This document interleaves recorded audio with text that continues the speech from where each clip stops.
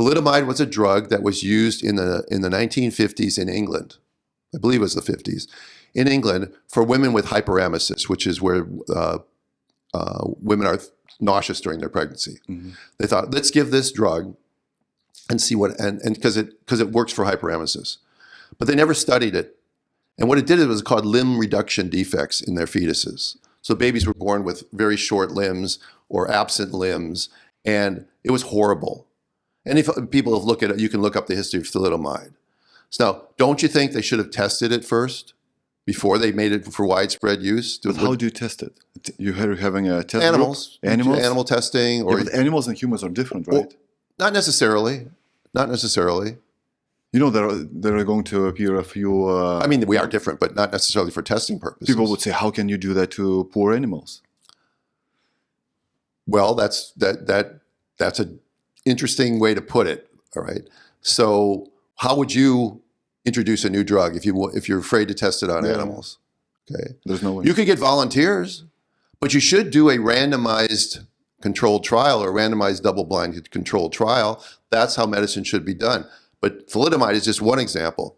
Diethylstilbestrol was given for women who had threatened miscarriages. And this was done worldwide. And what it did was it caused abnormal development of the fetus's female organs. So that when they grew up, they had problems. They had abnormal uteruses. They had abnormal cervixes. They were at risk for cervical. You mean size-wise? Abnormal? Yeah, short, misshapen, abnormal fallopian tubes, all kinds of problems on a drug that was given without testing. Then you have Vioxx. Vioxx was a drug that was given for inflammatory issues and pain and that sort of thing. Turns out it caused cardiac heart attacks. Women or fetuses? No, in everybody who took it. I'm getting back on the topic of saying this, that drugs are introduced and procedures are introduced because either they think they're going to do good, but they've never been proven to do good, and always it turns out that someone made a lot of money from doing it. Correct. So behind all these things is money.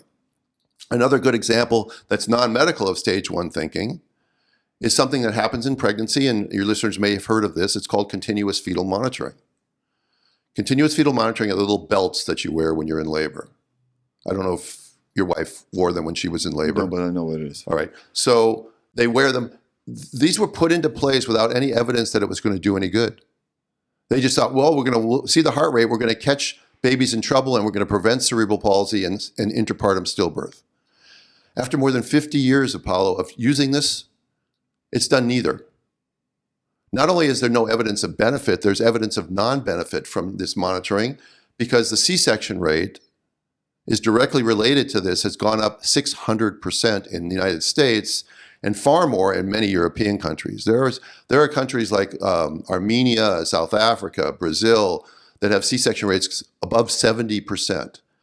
And this is felt to be normal. This is felt like, who in their right mind would think that 7 out of 10 women can't deliver their baby as nature designed?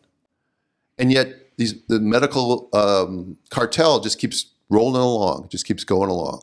So Ozempic, your example of Ozempic, I would bet my fortune that 5-10 years from now, there are going to be all kinds of complications from people that took Ozempic.